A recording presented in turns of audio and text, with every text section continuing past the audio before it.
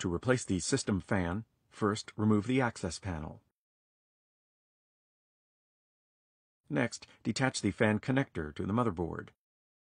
Remove the 3 Phillips number 2 screws that attach the fan to the rear of the PC. Keep your hand on the fan as you remove the last screw to keep it from falling. Then pull the fan out of the PC. There is a hole on the bottom inside corner of the system fan that aligns over a small post on the rear of the PC. To replace the system fan, align the fan so it is blowing outward. The label on the fan should be facing out of the system. The connector should be aligned toward the bottom of the unit.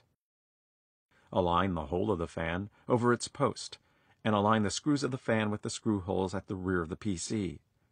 Secure the fan to the rear of the PC with its 3 Phillips number 2 screws.